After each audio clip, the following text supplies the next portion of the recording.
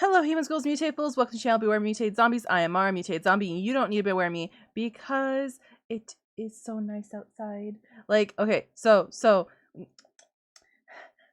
I'm just there was snow this morning. Snow. I love it. We're supposed to have spring, right? So everything's supposed to be all like rain or warm. Guess what we got? We got snow, and it makes me happy because that means it's dark. It's nice and dark.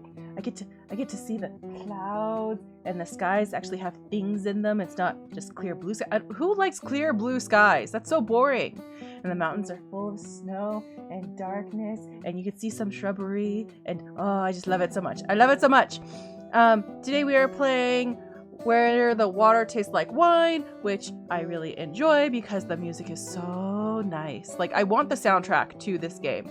The art is also really good. The stories are really good. It's creepy, but also not creepy at the same time. It makes me a little sad sometimes, but also, it's so good. I really like this game. I want to know what the end game is for this game. Like, what happens when you get all the stories of a character? Like, are they happy afterwards? Are they healed? Like, why does the wolf want these stories? What's up with the wolf? I have questions. I'm curious, and I'm very happy that we get to keep playing today. So let's go ahead and get in, and I'm so excited. All right, so the only thing that I remember is that we're headed east, and that whoa, nope. Why are you auto walking? Stop that.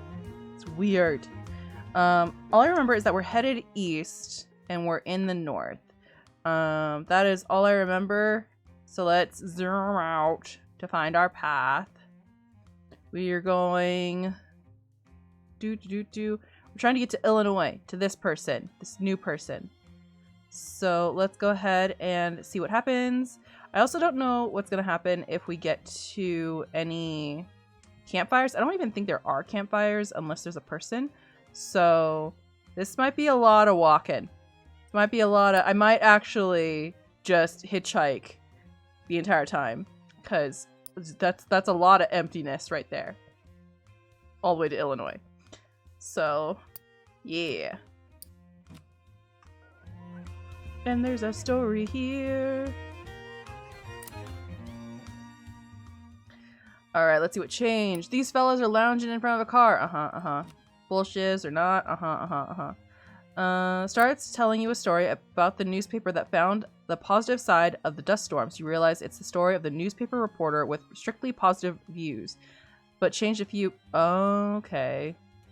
I'm gonna say it's bull, because that newspaper reporter is lame with only reporting on good news. Like, you gotta tell both sides of things, man. Okay, that's south. This is east. That's east. Okay. And then, oh my gosh. F is auto walk. Okay. So I can just like set him here, right? And then I can just, is it Q? Yes.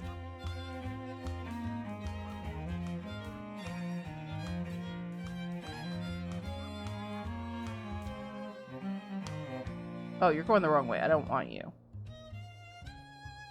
Oh, you're all going the wrong way. Mother cluckers. Okay. So if I auto walk... Oh my gosh. How do you whistle? This? Do it again.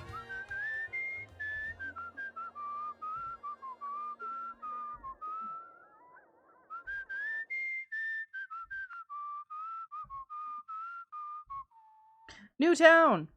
City! Thing! Stories! Ooh, many stories. You didn't think the musician would even notice you. He seemed off in his own little world, idly strumming and muttering along in tune. He stops and calls out to you from his perch on the sidewalk. What's your name? Both give me the same answer, so tell him. He winks. Or card. Now watch this. He sings Baby Won't You Please Come Home, but with your name in the lyrics. Now, he says, if you found that meant something to you, and you want to show some of that appreciation, I sure would be obliged. It's not that I can't afford to tip, it's that I don't want to tip. Because it felt slimy. He clenches his jaw. You've taken my art without recompense for the labor. Now, the god I pray to ain't a violent one, but I curse you for that. And you believe me, artists wherever you go will know you ain't a friend to him. Right. As you leave, he loudly sings a song about the devil. You don't know whether he's referring to the god he prays to, or you. I'm the devil, for sure, 'tis I.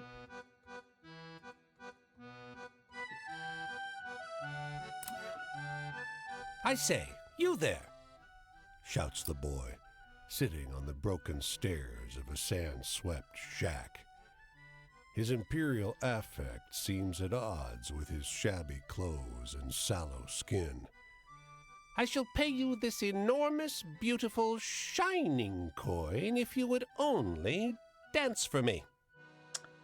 You creep me out. Is this town just full of creepy people? I'll dance, sure.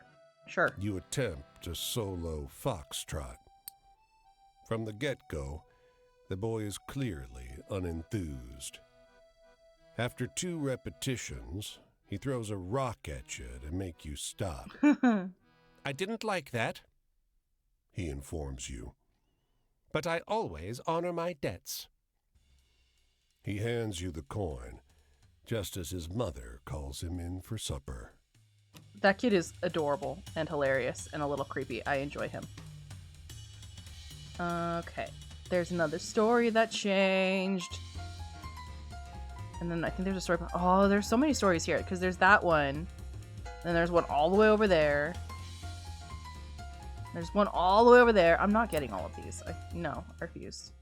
It's break time! At this half-finished bridge, the workers are gathered around a young man who sits on a bucket like a king. They listen raptly to a story about the duck master Edward D. Pembroke. You realize the story of the ducks in the hotel fountain, but heavily embellished. The young man on... Oh, okay. What a story. It's nothing close to what actually happened, but this version is pretty good. Yeah. I'm pretty sure they would do a better job. Okay.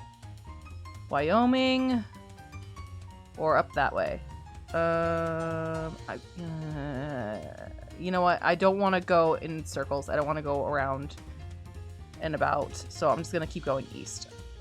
I'm sure there's an achievement for collecting all the stories. I'm sure that it's a good thing to collect all the stories. But I know I cannot do it. I don't want to go all zigzaggy. I don't need a serpentine, okay? There's something wrong about this lonely farmhouse. The cows have unusual rain over the porch, and the open door shows a cow lying in the empty parlor.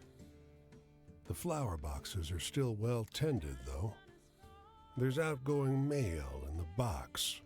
Doesn't seem strange, considering how far out we are. I mean, you're a farmer with small little things, and yeah, sure, why not?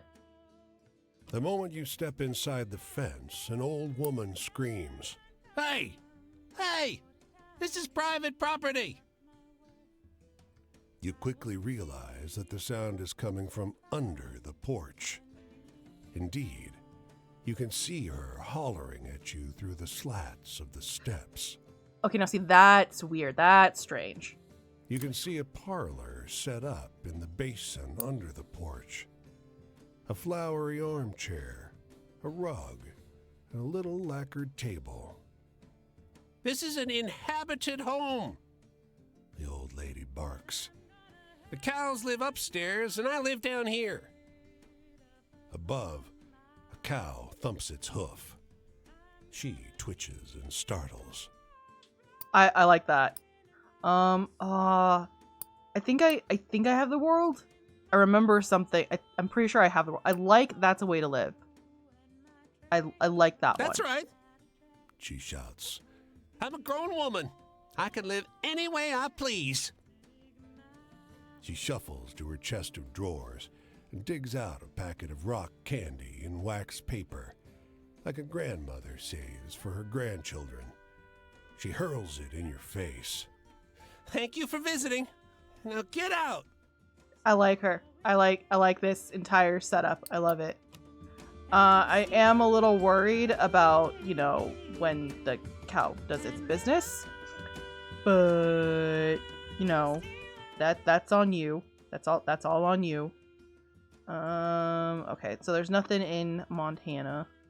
Nothing in Dakota. Okay. And this road is forever. Ooh, what's that? Food? Sleep? Money?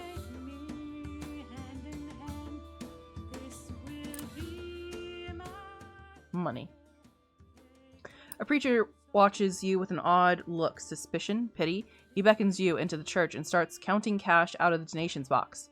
Hush, he says, trying to silence your thanks. What? He piles the coins into your hand. You look like you need it more than we do. Oh. Then why did it say that money was taken from me? That's weird. Why'd you say money was taken from me if you gave me money? That's weird.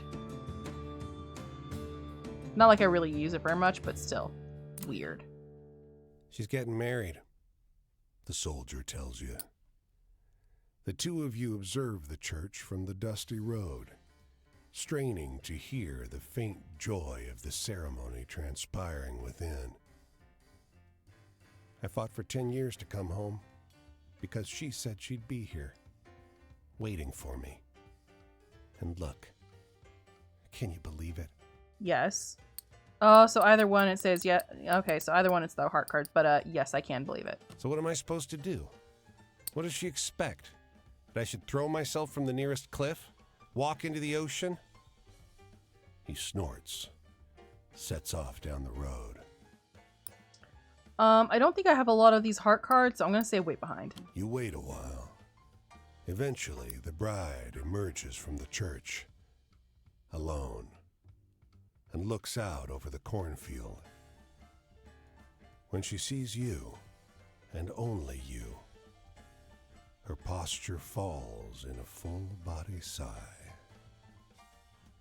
She picks up the hem of her dress and goes back inside.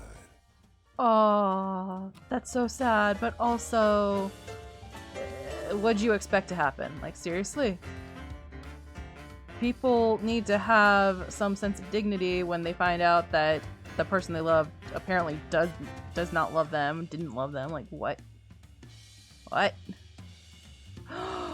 Train! And stories.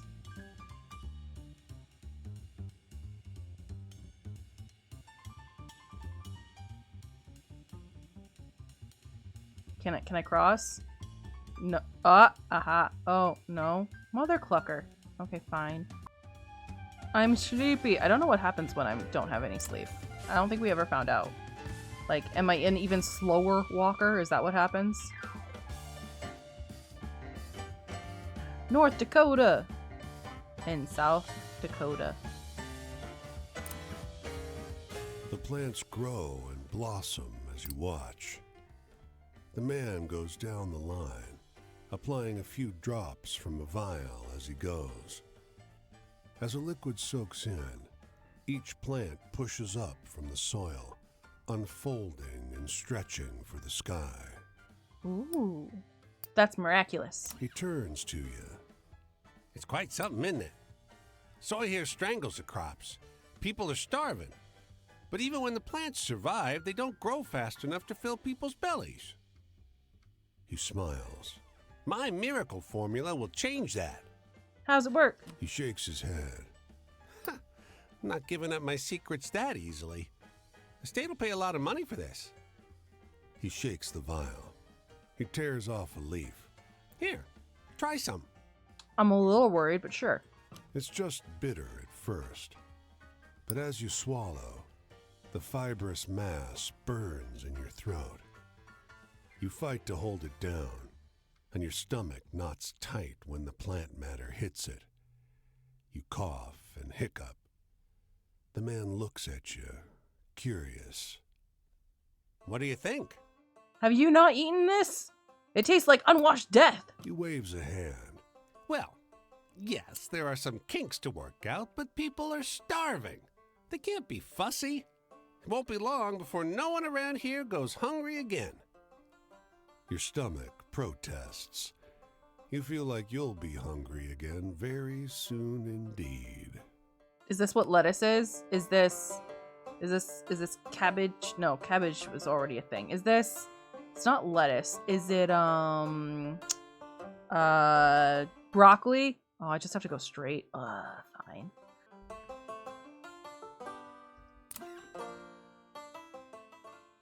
After gossiping for a while about the weather and the crops and the state of the world, that looks like a face, all bad and getting worse, he takes a different tact.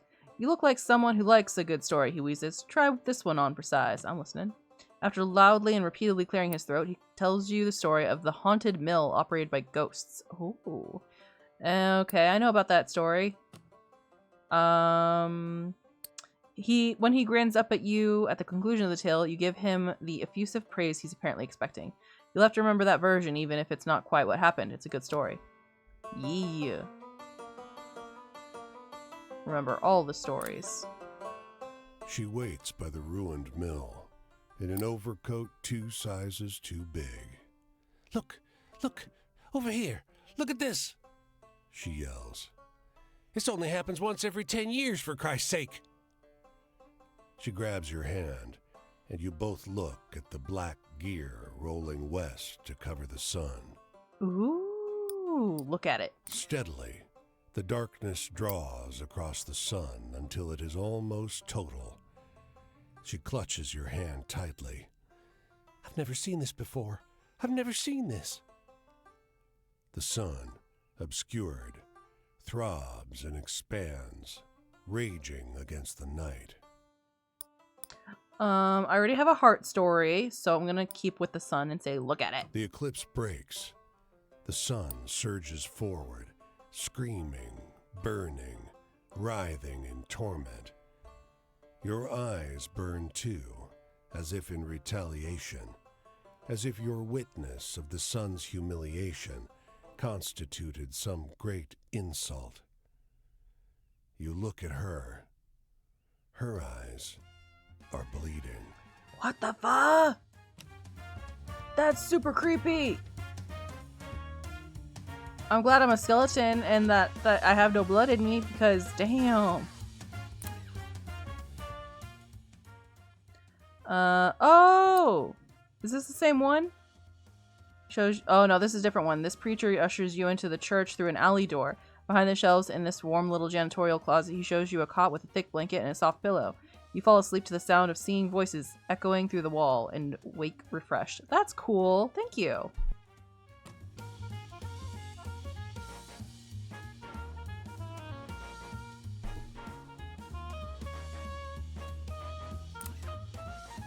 Here. Can you find her? His voice is soft, cooing. He's lowered himself down so that his head is level with the 2 blonde-topped boys next to him. Can you find Grandma? They're pulling ears of corn off stalks with uncommon gentleness. Okay. There she is. He points to a specific cob. It's enormous, but otherwise unexceptional. We gave her back to the corn, and now the corn has given her back to us. One of the boys, awed, reaches out with a reverent hand to touch the cob. I don't like it, but I'm gonna keep listening because I'm kind of freaked out. This one's not for eating. The man continues. No, this one we keep. Come on, boys. We better get home before dinner time. Harvest starts tomorrow. He turns to lead his children back towards where you're standing. Hide! He Hide! seems beatifically distracted as he gingerly carries the pristine ear of corn in one hand, never noticing you. His children tail after him, One of them, his blonde mop of hair mirroring the bright yellow maze, seems to glance at you, but not really understand what he sees. They're corn people. And there it is, subtle but perceptible. A patch of red spots on his face, fuzzy and fungal, like the omnipresent rust that you've seen on leaves here and there in every cornfield. Except this one, of course. They're corn people! They're made of corn! Wait, which way is east? This way. They're made of corn! And there's a story right over there. Oh, that's not a story. That's like a resting spot or something. I'll take it, though.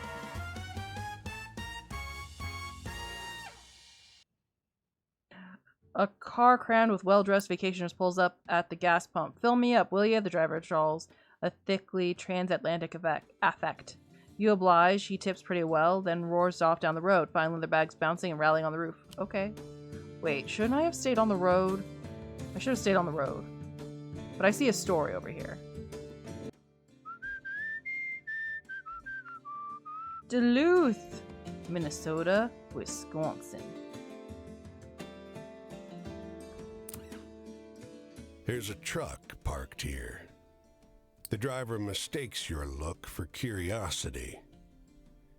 You want to see something interesting? He asks, pointing to the trunk. He opens it. There's hundreds of metal tubes with little numbered screw-on caps sorted in wooden racks. The fuck am I looking at? We've been surveying, he said. It's my job to study soil health. The trunk has a map taped to it, marked with numbered dots. I can show you the one from your hometown if you see it here. It's not on the map. It's an official-looking map, but the state borders and rivers are wrong. Half your county is missing. The surveyor offers you a coin for directions to your hometown, but his notes are funhouse mirror English writing. Fascinating, he murmurs. We learn so much from you folks. He's an alien! He's an alien! You're an alien! He's not human! Deep in the fields, you come across a group of young men clearing weeds and sod from a roadside plot. Pitchforks flying, weeds dying. You almost don't notice that the dark lump beside them is a dozing boy, lying smack dab in the middle of their work. Is he dead? There's an odd frenzy to the way these boys are ripping the sod apart. When they notice you approaching, they jog over and stand silently between you and their sleeping comrade. What's going on? The He dead? youths share nervous looks. The oldest steps forward. Get going, he blurts, leveling a pitchfork at your gut. His hands are shaking. He seems serious. Is your friend alright? I'm pretty sure he's You dead. step closer, and the ringleader loses his nerve. He died, he blurts. He was sweating and crying, and he just fell over. They won't come get us with the truck till sundown. You realize now that the sleeper's been posed. The ashy shadow on his face wasn't cast by a tree. Called it. Poor kid.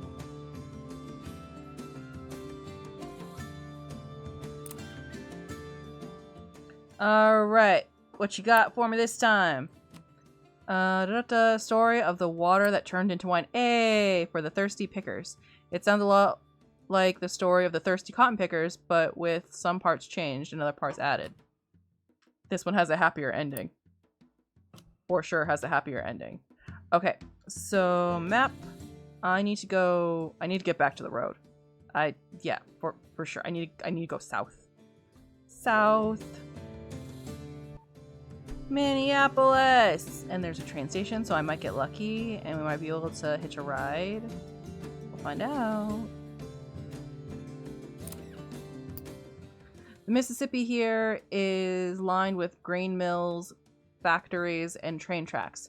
Smoke towers rising stark against the sky, but some of these factories are empty, and there's a tense look in a lot of these folks' eyes. Okay, explore. 3 delivery trucks sit on the waterfront, their drivers securing the cargo. 12 cop cars form a protective half ring around them.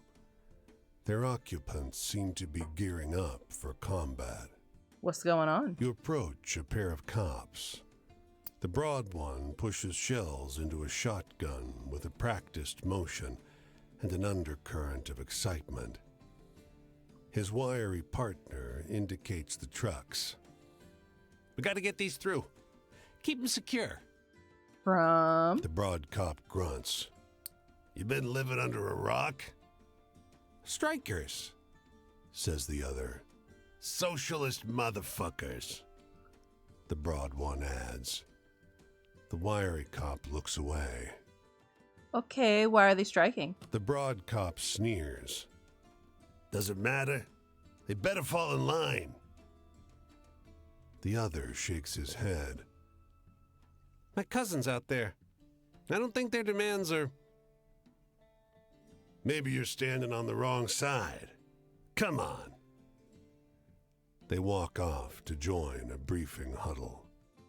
I remember the last strike that we were at, so I'm going to sabotage their car. It's a token act of resistance, but it's something. You drop onto your belly, the car between you and the gathered cops, and locate the fuel line. You jab a knife into it. It takes a few attempts, but you nick it just right and cover your face as gasoline pours out. You stand to find the thin cop watching. He looks between you and the fuel leaking over the asphalt.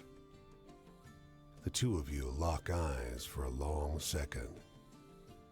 Go. He says. Earn money. Look for work. Standing outside a department store that emphatically had no day work available when an exasperated woman carrying a small terrier... yeah, sure, watch the dog. Thank you. Oh, so, like...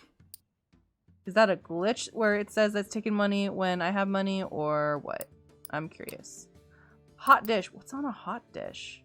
I've heard of a hot dish, but I have no idea what's on a hot dish. Spaghetti. Spaghetti. PB&J. Oh, orange juice. Meh. Okay.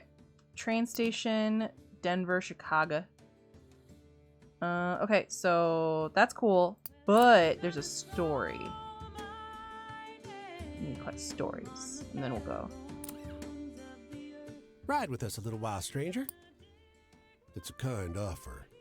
Miles of dusty road through the rolling prairies have recast this landscape as an exhausting soup of wind and misery. Could have used this ride ages ago. There are 4 of them on the wagon. A perfect nuclear family. Mother, father, son, daughter. And a small fuzzy terrier trailing behind. But the pace of their movement is glacial. The draft horse ambles forward, one agonizingly slow step at a time. Why so slow? Is it too much weight? Ain't no point rushing to get where we were going. The wooden cart shivers with every pebble on the road that its wheels must laboriously traverse. The girl in the back pipes up. The going's the point, see? I'm going to keep with the cart as opposed to leave them behind because rest is nice. Time stretches wearily. The father sometimes makes half-inch adjustments to the horse's trajectory, keeping him from ambling off the road. There is some intimation that they are heading for Oregon, but at no point is it mentioned when they might arrive. Trail to Oregon! I want to play that game so bad. I only played it as a kid, and I want to play it again. Also, the Starkid musical for the Trail to Oregon was awesome. I have money, so I'm going to go ahead and not chance me getting beat to death by cops. So Chicago. Downtown bustling behind you, Lake Michigan stretching before you. Chicago is beautiful, isn't it? But there's a dark heart to this place. Dangerous men on the streets and a glint of fear in people's eyes. I have been to Chicago twice? No, 3 times? I never actually left the train station. But, passing through it, it seemed very busy.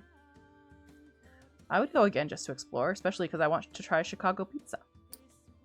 It's the midday, and yet this whole neighborhood is eerily quiet. Everyone seems to have retreated into their homes as if warned of something. You soon realize what? The reciprocating sound of a Thompson gun, emptying its drum. Sounds about right. You get behind a car, putting the engine block between you and the sound. But it's muffled, coming from inside a building. You're in no danger, you think. So you allow yourself a peek above the black hull of the car. You're always in danger because what if they shoot out a window and then the bullet from the window goes through? Or what if the walls aren't as like thick as you think and then the bullet goes right through? You always want to duck for cover. And running down the cobblestone street, a man in fine, blood-spattered clothes. He has his hands out, mouth open, screaming something. But you don't catch what he says. He's drowned out by gunfire, and his body slumps to the ground. I don't recognize that orange thing, and I know we have a lot of scary stuff, so I'm gonna go with keep watching. The men responsible, 3 abreast in dark overcoats and wide hats, walk up to him to check on the body. The smallest of the 3 has a nervous energy about him. People are gonna see us, boss. People ain't gonna see nothing. Not on these streets. Very true, and I'm actually not here. I am, a ghost. I'm just traveling. I got nothing. You're waiting for the light to change outside a corner store when the cashier sticks his head out the window and shouts, "Hey, got some time? Want a little cash?" Sure. Needs help moving cases of compressed pop fizz into the back room.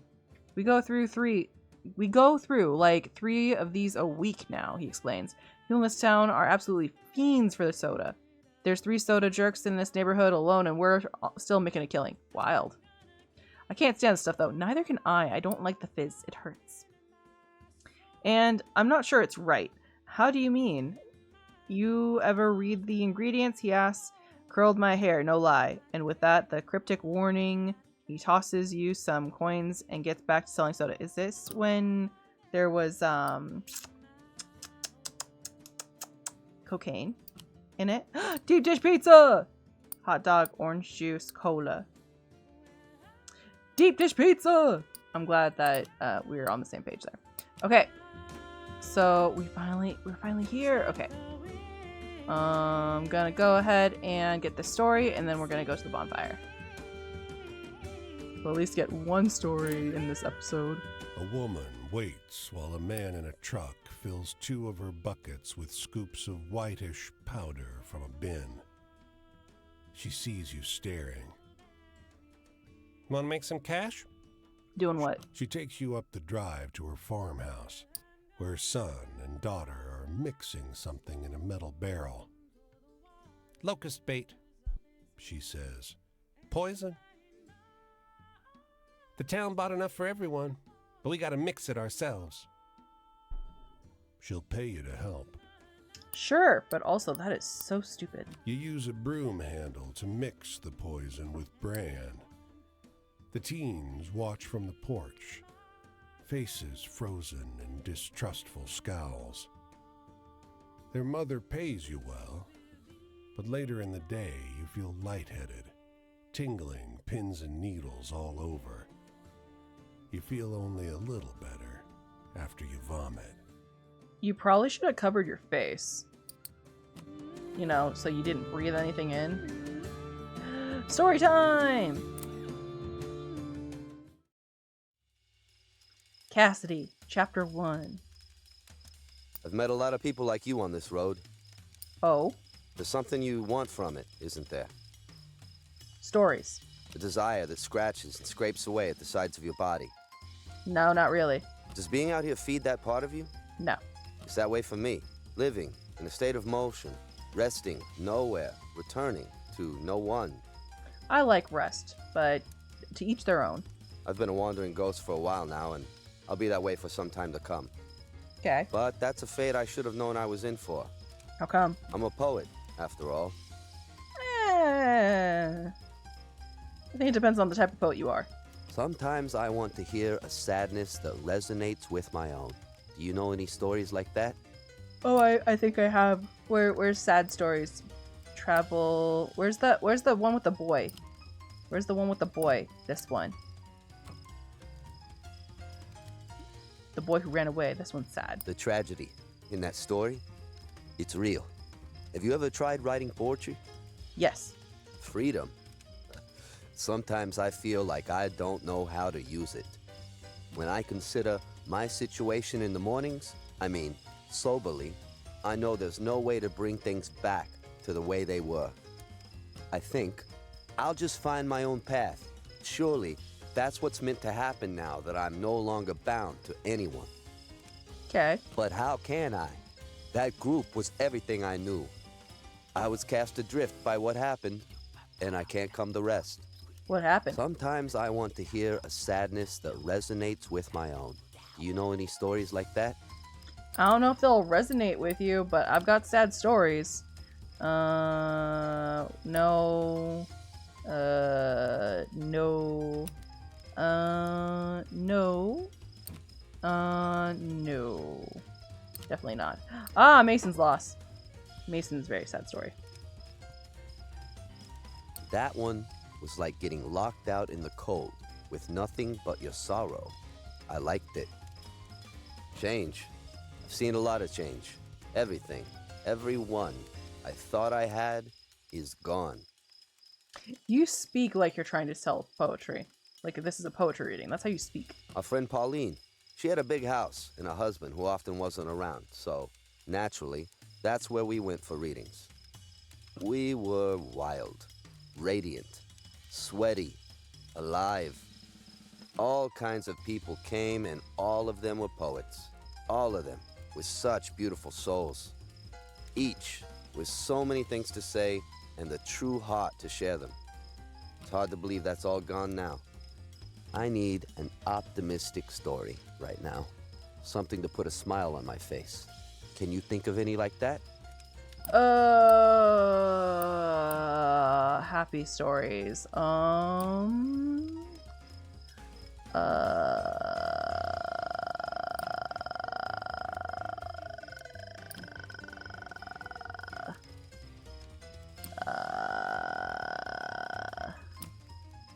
Happy stories.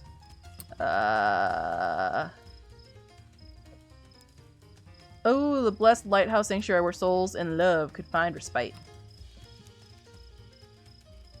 That's optimistic. That's a good one. We do reach up like that, towards hope.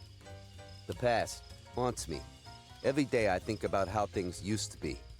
There was a time when it felt like Silas and I were inseparable.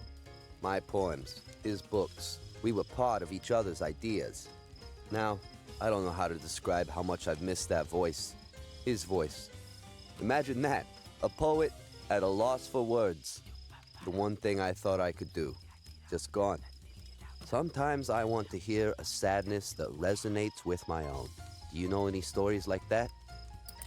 Okay, more sad stuff. Sad stuff. Wait, actually, Shaw's life and times is that can be sad because we're gonna focus on the tragic stuff. So you know, The tragedy in that story, it's real. Have you ever tried writing poetry? Authority.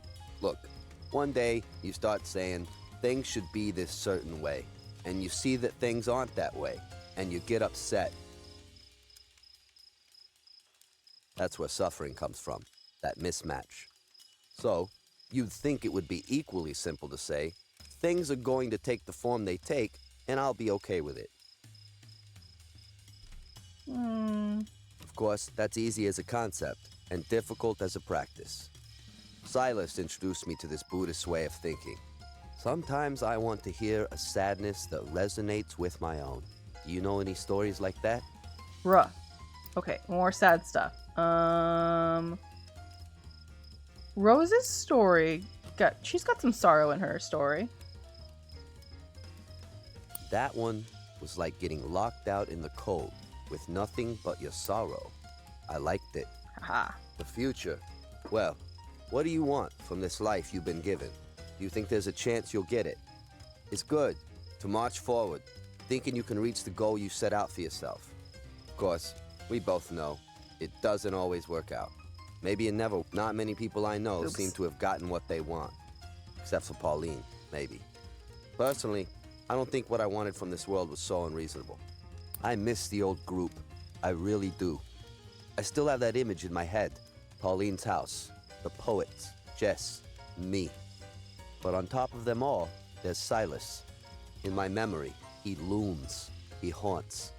You ever meet someone so far above everyone else? It's like they were from a different plane altogether.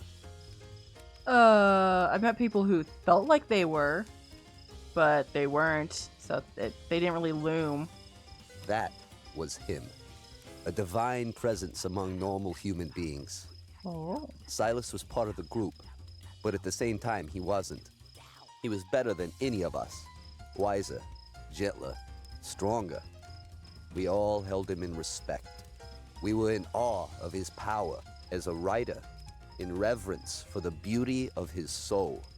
I still love him. Look, I'm headed out this way.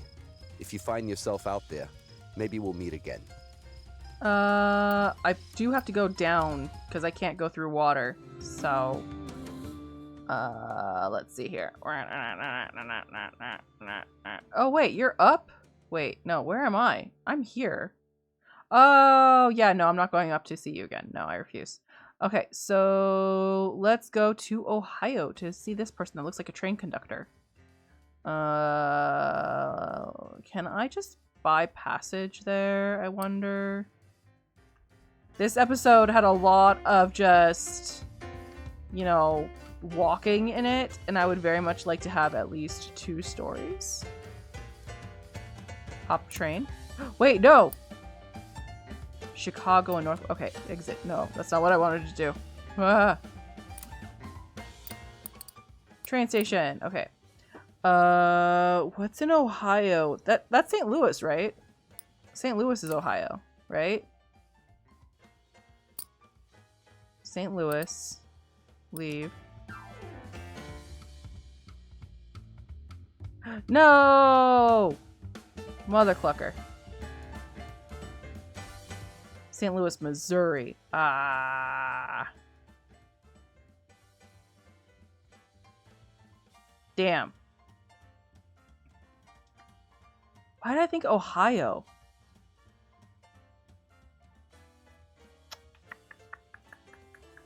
Let's see. Train yard. No, there's no train over there. Okay. Boo. Okay, so I need to go east and up. East and north. East and north. East and north. This way.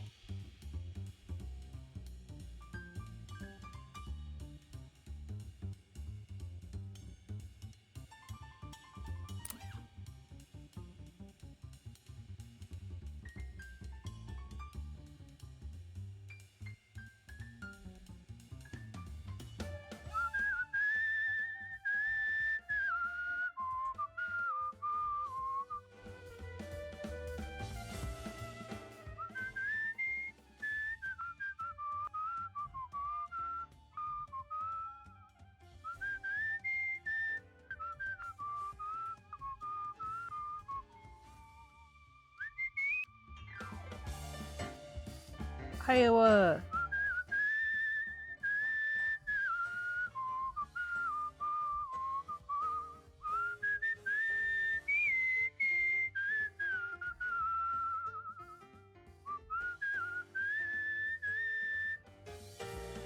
I'm totally going the wrong way. I am going the wrong way. Dang nabbit. Because I was trying to get through the stupid water. It's okay. It's okay. We will get to where we need to go eventually. We got lost! Even with the map. It's okay. It's okay. Waitress at a diner is sharing an outlandish tale with one of her regulars. I heard it from my sister-in-law, she says. It happened to her daughter's friend. It's true. She notices you listening. Hey, have you heard this one before? Which one? She regales you with a story about the lighthouse lamp, which would only burn in the presence of true love. Oh. Halfway through the story, you realize it's the story of the blessed lighthouse sanctuary where souls in love could find respite, but highly embellished. I like that. That's cute. I like that. I like that.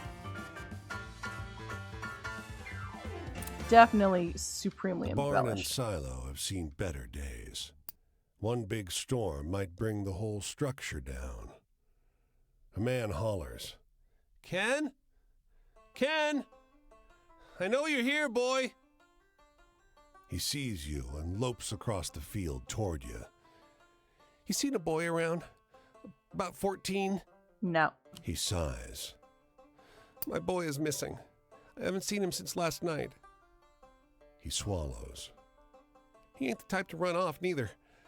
Can you spare a minute to help look? I'm worried sick. What if he's in the silo? Check the roof. You climb the ladder and make your way across the roof. A trail of empty beer bottles leads you past a discarded shirt and to the base of the silo. You climb up. There's a hole in the silo roof, a rupture where rotten wood gave way under something large. Called it. You maneuver your way along the edge, keeping your weight off the rotted panels. You poke your head inside. He's there, half submerged in the grain. He's been dead for half a day at least. Oh, dang. The man's waiting at the bottom of the barn ladder. Anything? There's a spark of hope in his eyes. I'm going to tell him the truth because he's going to find out once that grain is, gone. And no, tell him the truth. He chokes back a sob. I told him not to go up there. I told him. He looks up at the tower, then turns to you, tears tracking down his grimy cheeks. Why didn't he listen? Because boy be boys, especially when they drunk. Okay, now how the heck do I get to where I need to go? Is it this way? West, south? No, I want to go north. So this way. Northeast. Yeah. But how do... Because these cars won't take me. That's a train. Can I get through this way? I don't think I can. Pretty sure I can't. I'm pretty sure I tried once and it was like, no. Yeah, no, I can't.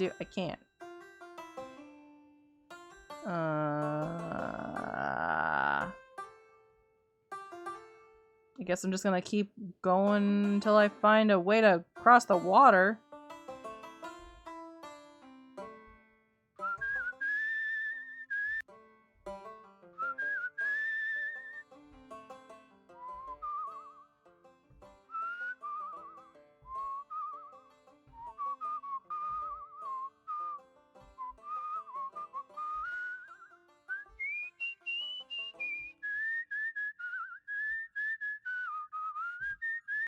Oh, there's a city.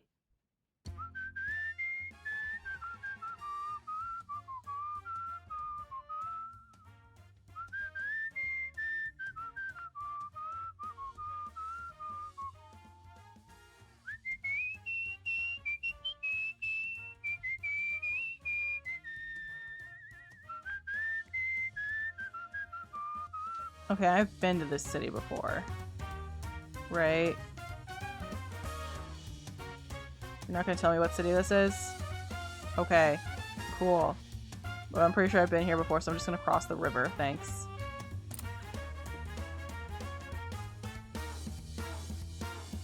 Okay. Cross the river. I guess I can meet this person again.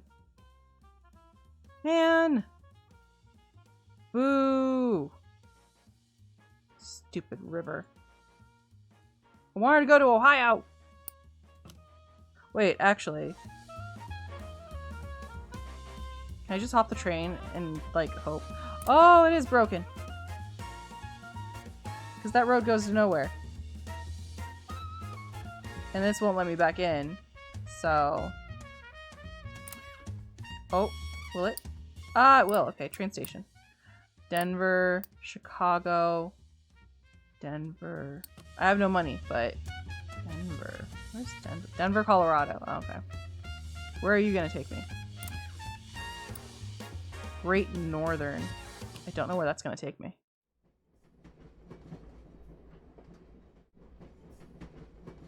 There's no one to tell stories to. Okay. Oh, nope. Oops. Don't mess with Rock Island's cars! I don't know where Rock Island's is. Seattle! Wait! No!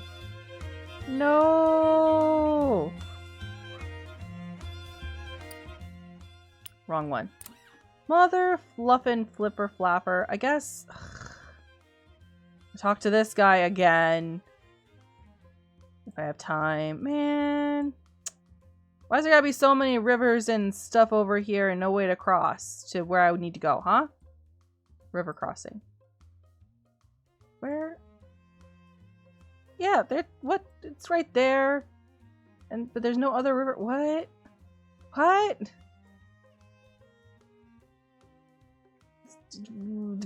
Oh, was I here? I had to have been here. And look at all this river. Look at all that. Look at all that river. Boo. Okay. There's no way that I would get to another person in 5 minutes to hear their story. So we're going to go ahead and end it here. I only got to hear one person's story. I only got to meet one person. That's sad. But hopefully next time we'll get to hear more from this guy. What are your names? What's journey log? No. Map? No. Progress? Yes. Hopefully we'll hear more about August. We'll get chapter 3. And then we're going to pass by Cassidy and get chapter 2. And then we're going to get to meet... We will get to Ohio and meet this... Why is he got horns there, but he's got a hat here? That's weird. So, yeah, we will get to Ohio, mother fluffers. I don't like that you make... We will get to Ohio. We will learn your story. I swear we will. But for now, I'm going to go ahead and end it here. And I hope you all enjoyed this creepy, cute, scary, fun, sad game. It's a lot of things. And I hope you're also having a lovely morning, evening, afternoon. And I will see you next time. Okay, bye!